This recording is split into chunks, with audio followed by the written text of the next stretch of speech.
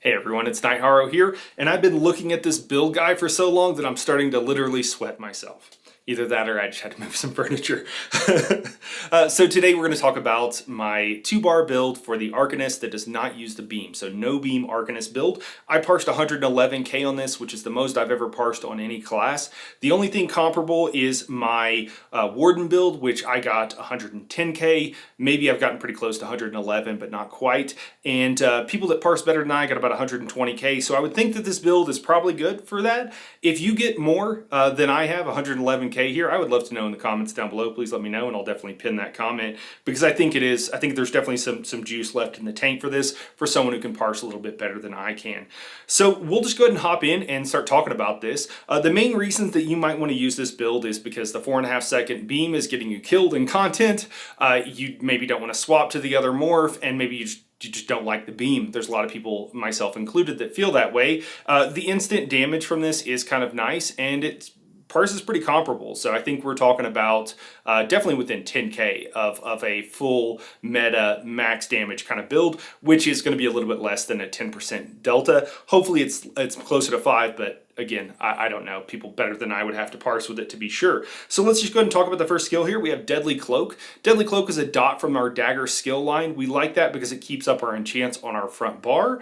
If you want to swap up to a different weapon, use a staff or something like that, you could just swap this out for something else. If you have a class dot, that would be appropriate. If not, you can use just one of those generic dots, like something from the Mage's Guild skill line, for example, or whatever works well for you, depending on if you're stacking mag or stam. If you're curious what skills and everything to swap out and this kind of stuff, I'm going to have a video coming out very soon where I kind of talk about these generic classless skills that anybody can use, why you would use them, and what their usefulness is. But hopefully most of you know. If you need something specific for this build, just ask in the comments below and I'll be happy to get back with you. After that, we have not Cephaliarch's Flail, which is what most people are using. We're actually going to use Tentacular Dread. So Cephaliarch's Flail or Tentacular Dread both apply a 5% increase in damage when targets are hit by this from you. But the reason that we want Tentacular Dread as opposed to Cephaliarch's Flail is because, first of all, it consumes Crux instead of generating Crux, so that's a very important note. But for every Crux that it consumes, it adds 2% to your damage. So our Tentacular Dread, instead of adding a 5% damage like Cephaliarch's Flail will actually add 11% total damage. So you only want to use this skill whenever you have 3 full stacks of Crux, and then you want to let it tick down, pretty much all the way, and then recast it right before it expires to get maximum use out of it. But again, make sure you have 3 Crux whenever you cast it. After that, it's going to be our Writhing Rune Blades. Now these are our main spammable here. This is where most of our damage, like half of our damage or something, 45%, is going to come from, is from this one skill. So the Writhing Rune Blades do generate Crux, and then we're just going to leave it and only spend it when we need to cast our Tentacular Dread. And the reason that we want to do that is because when we have stacks of Crux, this Writhing Rune Blades actually increases our critical strike chance, so it increases our damage considerably. And what you end up with is actually like an 80 to 85% in like a fully raid buffed, situation.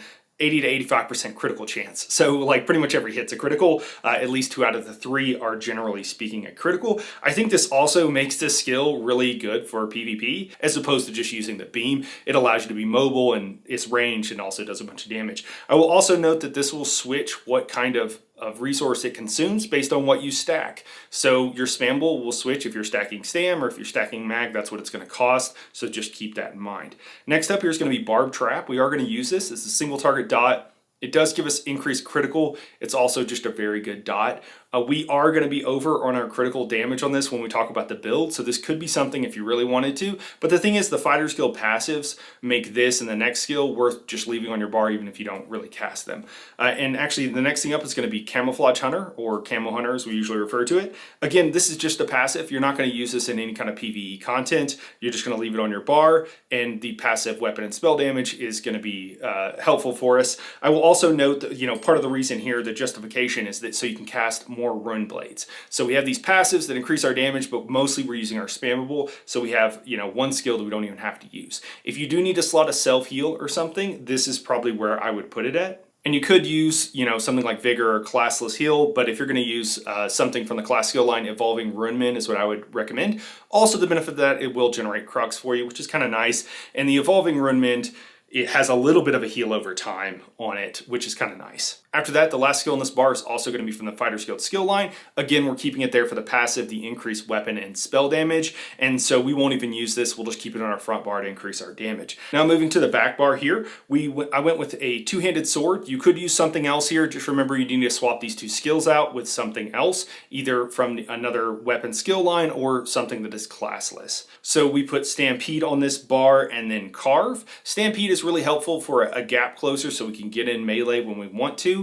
So just keep that in mind. Just make sure you don't accidentally dump all your stam because you're charging from point A to point B constantly.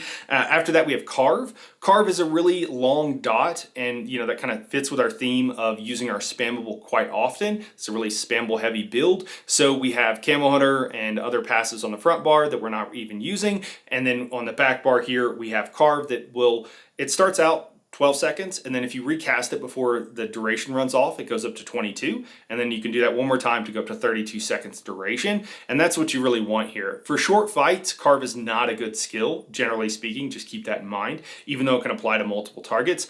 It's not great as far as burst, so if you have a really short fight or really short fight window, Carve cannot be a great skill to use in content, but in general, it's good, and also for longer fights, it's great. Making sure that this doesn't drop off is really important, and so I would recommend if you're new or if you're having problems with that, cast it a second or two early, treat it like a 10-second, 20-second, and 30-second dot, as opposed to a 12, 22, it's just those the last 2 seconds. It's fine. It's not going to be the end of the world. And having a 30-second dot is really nice, especially compared to most that are only around, 20 seconds typically. So you get a 50% extra increase on time. After that, we have Fulminating Ruin. Fulminating Ruin is used for several reasons, but the reason that we picked this particular morph, the extra synergies that everybody's going to get from that, it generates 3 synergies that do considerable damage. Remember that when someone uses a synergy, it's based on their tooltip, not on yours, what you see. Although as a DPS, it should give you a rough idea of how much damage this is going to be. In content, you have extra resources to your players, extra synergies are always good, and it also does good damage. So between good damage and then those other 2 benefits, that's why we keep it on our bar. After that, we have Inspired Scholarship. We're using this because again, it's a good dot. It's also a smart, or it's not really a dot, but it's a smart targeting skill. So it will find an enemy. It's not something we have to micromanage. The other reason is that this will generate crux when we don't have any. So oftentimes after you cast your Tentacular Dread that drops all of your crux, you'll need to regen it before as you use your spamble. And using your spamble will regen your crux for you, but this is one way that you might get a free one. It's much better, I will note, on a beam build, but it's still good enough, and it's a good class dot. And we actually kind of run out of class skills to use here because really this whole thing feels like it was designed to use the beam, and so we're kind of going against the what feels like the design, or at least the maybe original intent of this build to avoid the beam, but it works out quite well still. And then after that we have our Rune for the Mage's Guild skill line, or Fiery Rune. This is a really nice dot. Just remember it's similar to Barb Trap. It takes 2 seconds to arm. Barb Trap takes 1.5 seconds, so you need to recast those before the duration actually expires. 2 cooldowns, 2 GCDs, or global cooldowns, 2 seconds, 2 skill casts. Those are all the same way of saying the same thing. I know it can be weird when it's like GCD and you're like, I'm not hip to the jive. What does that mean? It means global cooldown, which in ESO is just a skill cast, 1 second. A light attack and a skill cast can also be done in that same global cooldown. And then after that, we have our ultimate that we're going to be using. It's the Languid Eye. I will note, if you're running around solo or if you're doing arenas and you're highly mobile, you might want to swap to the opposite morph of this ultimate, because it'll follow targets around and then it will find a new target once it's killed the original target. In group content, organized content, if you can really control where the enemy is standing, the Languid Eye will do a little bit more damage. And so that's why we like it. And that is it for this build. Again, Camo Hunter is going to be what you're going to swap out if you need to. And then after that, it's weapon skills if you need to. I will work on and get out in the next week a video talking about all the classless skills and everything to help you guys kind of understand a little bit better about what you can swap out and how you can kind of make a build for yourself. But again, if you have any questions, drop them down below or come by the Discord. After that, let's go ahead and talk about CP and everything else here. So for red CP, we're going to go with Deadly Aim, Wrathful Strikes, Master at Arms, and Exploiter. So the only thing you might swap out here typically is probably going to be Exploiter, and that's if you're not in a group content and you don't have someone applying off balance. Off balance, probably the easiest way to get it is from an elemental blockade with a lightning staff. So if you have heavy attack sorks, they will tend to have it. If you have a healer that's running a lightning staff, it will tend to keep it procced most of the time. You lose a second or two, but it's not a big deal. So Exploiter would be the first one that you might want to swap out for something else. So just keep that in mind. After that, we have the blue tree. We're going to go with blue tree. You can do anything you want. Just as a side note, that's kind of always the case. There are some things that tend to make a lot of sense. I'm going to tell you what I like. Use whatever you want here. I like Fortified because it reduces my damage taken just in general against all damage types. I like Celerity because increased speed in combat by 10% is huge and can be a lifesaver, and is also just feels better, just more fun. And then after that, Expert Evasion gives you a free roll dodge periodically. I can't remember if it's every 30 or 45 seconds. I don't have it in front of me, but that extra roll dodge can save your life, and so it's really nice to have. And then after that, Rejuvenation. Rejuvenation gives you increased recovery. And I really like Rejuvenation for that. It's not a lot, so if you're doing fine on recovery, feel free to drop this and go with something else. But there you go. You can do increased health, whatever else you want to do on this build, you could. But that's what I typically use.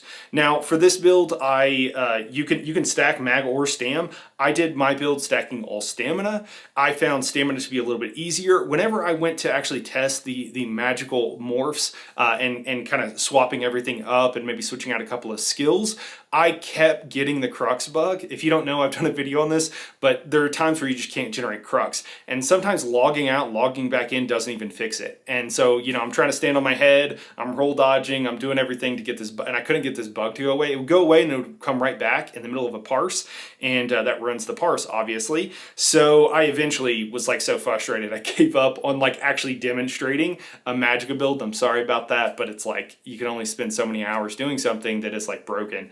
Before it's like, this is frustrating and I gotta move on. So I stacked all stam. You could stack all mag, and you would just want to swap out a couple of things. I have talked about the hybrid meta and how that works. I do have that video already out. If you're curious, take a look on the channel. And then for Mundus, I went with Thief Mundus. This does the most damage. It increases our critical strike chance, so that's why we went with it. For gear, I'm gonna pop up here the Parse, and you can kind of look at it, but it should have everything you need here. So gear on our body, we go all divines. We want to go, it doesn't really matter, medium versus light on an Arcanist for the most part, because while the medium armor will increase our weapon and spell damage and the light armor will increase our critical strike chance, the other benefits, the extra penetration, the extra critical strike chance, with an Arcanist we get that from passives. And so in my experience, in any kind of group content, you're going to be way over cap on those kind of things, and so it doesn't really matter so much. It will matter significantly for your recovery, so do keep that in mind. If you're having problems with mag or stam recovery, there are other things you can do. That's what that other video I mentioned is for. If I remember, I will link it down below, but that can be one of the biggest changes you can make, is wear gear that makes sense for the kind of main resource you're stacking, and that'll help your recovery quite a bit. Now for the rest of the traits for jewelry, we are going to go Bloodthirsty, almost always on jewelry for a DPS, really always for a DPS. And then you want with your weapon and spell damage in chance, you can use either. One of them will give a tiny bit of recovery of either stamina or magicka, but they're basically the same. I don't know if you're gonna notice that little of recovery, to be totally honest with you, unless you're like an extreme player, you know, you're super sweaty, super awesome player. And then after that, on our weapons, we are going to go with our main-handed dagger. We're gonna go with Nirnhone, and that's from a passive in the skill line. With Nirnhone on that hand will give us extra damage. If you want something like Precise, it's not too much worse. A lot of people do that, but Nirnhone is the best thing to do when you have daggers.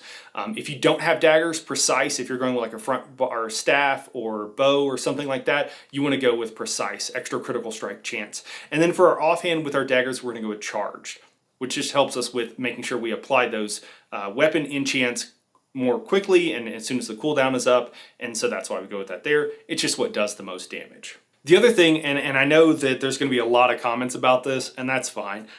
More people will probably look at this and think they know everything and be sure that they know everything and never actually watch the video, so they won't catch this part. So you'll probably also see their comments below. But I use the kilt on this build, at least on this parse. I do not recommend in content that you use the kilt. I generally recommend Sea Serpent's Coil. It's going to by far give you the most damage, including whenever you're solo. So just keep that in mind. The reason I use the kilt is because to use Sea Serpent's Coil, you have to take damage. And if you want to do that, you have to do some squirrely stuff on the trial dummy. So I actually think this build will do more damage in content than it did on the trial dummy. And the reason for that is part of the benefit of using the Harpooner's Waiting Kilt as the mythic is that it gives you a bunch of extra crit damage. But we're way over. We're like at cap already with the Harpooner's Waiting Kilt, so we get no benefit out of its extra crit damage. And the reason that I used it is because it did the most damage. I tried most of the other mythics that were appropriate. I tried all the other mythics that were appropriate, and a few that I was like, I don't know, maybe this will do more damage. And the Harpooner's Waiting Kilt is what I actually found did the most damage, because to do anything else, you either have to drop you have to change your setup, basically. You either have to drop your monster set, or you get a mythic that it just doesn't do as much damage. So that's why I parsed with the Harpooner's Waiting Kilt and got 111k. In content, definitely use Sea Serpent's Coil, and realize you should actually parse higher in content because of that. So for our monster set, we're going to go with Za'an. This drops some Scale Caller Peak. If that is a little bit inaccessible to you right now because you don't maybe have a group of friends and so you have to pug it or something, you could also go with something like Storm Fist. And that works just as well. I mean, it's a little bit less, but it also does AoE damage, so that's kind of nice. And it's totally fine. It's not that big a deal. Za'an, though, is the best thing you can choose here. If you're just worried about single target damage, which generally you will be in any kind of PvE environment, you could also go with something like Selene's, the monster set that drops from Selene's Web. Those work really well also. After that, I went with Whirl of the Depths and Pillar of Nirn here. So typically with any kind of setup that's optimal, you want one 5-piece trial set because of the 3-piece bonus. That will give you a 5% increased damage. That is the major part of having at least one trial set.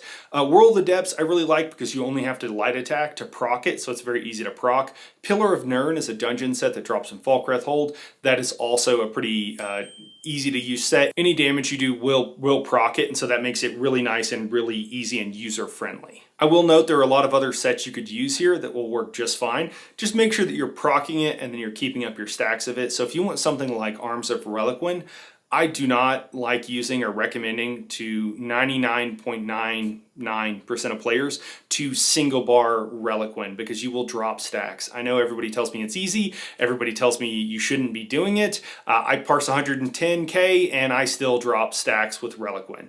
Does it end up being pretty comparable to like Whirl of the Depths? I mean, yeah, pretty comparable at 110, but at 90, no. And at 100, maybe. So it just kind of depends, and it depends on you. It depends on the particular build, how many skills you got in your back bar, what have you. So I personally recommend only using Reliquin whenever you can keep it full, active, 5-piece at all times. Or if you're just a Giga Chad, they can parse 120k, in which case you're probably fine. So, and a lot of people on console too have no idea that that's what they are dropping stacks, I think. And so I think sometimes it can be a little bit, it can be tended to use or recommended in situations that I would not recommend it. So make sure you keep it 5-piece on your body if you're going to use something like that. Any other good set that you think would work here, go right ahead. And if you are looking for crafted sets, if you're brand new to the game, you're leveling up or what have you, what I would personally recommend is going to be Order's Wrath, and you can craft that in either, you know, whatever you'd like, if you want it light or medium, depending on your build, and then some other set. If you wanted another craftable set, Law of Giuliano still works just fine. You can also go with some sort of overland set. Pillar of Nirn is probably the first set I would go ahead and farm because it is so easy to proc and it does work well from Falkreth Hold. Another note is that you can farm all these things on normal. Dungeons don't drop better gear on veteran. All they do is they drop the monster set, which they don't drop on normal. And then for the trial sets, while the perfected does a tiny bit more damage, we're talking like 1 or maybe 2% at the absolute most, for the best extra trait, because it gives you 1 extra line of something. Sometimes that's extra mag or stam, which does give you the equivalent of weapon and spell damage. but it's a very small thing. A lot of people think they need perfected gear and they hold off forever with their perfected gear, and you don't need to do that. Now, whenever you're actually upgrading your gear, I will note quickly, golding out your weapons is the first thing I would do. Golding out your weapons usually is a little bit cheaper than golding out most other things, so that's nice. And then after that, you want to do jewelry if you can, but that's extremely expensive. The only reason you might want perfected gear, really want perfected gear, I think, is because perfected jewelry drops in gold, and so you can recraft it without having to use any gold mats. And I think that's the real benefit of having gold perfected gear is for the jewelry, which is not that hard to get a lot of times compared to weapons, for example, because you don't have to farm it as many times. And I say that for World of the Depths specifically because the dungeon or the trial has been broken forever, so it has like double drops for jewelry at the end. So yeah, anyways, I think that is basically it. After that, it's just food. So choose food that works best for you. Food comes in, I would say, 3 or 4 main varieties. So basically, you can either stack 1 max stat, you can either stack a max stat and then either recovery or a second max stat, or you can drop, I always start to count like I'm German, and then I prove that I'm not because I can't do this last finger. And then the third thing is is that it can have 2 max stats and then maybe a recovery or something like that. So just keep that in mind. The more of each particular thing. So if you only have 1 max stat, that's going to be the most you're going to be able to give that 1 stat. It's going to be like 6,000 stamina or magicka. Now, if you choose 2 stats, you can get 5,000 magicka and maybe close to 5,000 health, or you can get that same stamina and then maybe recovery of magic or stamina. You can kind of pick and choose what you want. You want your highest max resource though, so you do want to stack stamina and magic if you can, and ideally you would only use bi-stat food that only has 2 resources on it, not 3, because there is like a decent jump where you lose like 2 or 3% damage if you swap. And Skinny Cheeks has done a video on that. If you want to learn more about it, I would recommend going and checking out his video where he covered it pretty in depth. But anyways, I think that's it on gear. You will see that I use 1 weapon of one type, 1 weapon of the other type, and then back bar. So the idea here is that you have a 5-piece set, monster set, kilt on the front bar, and then a 4-piece set. And then when you switch to the back bar, that 4-piece set becomes a 5-piece set.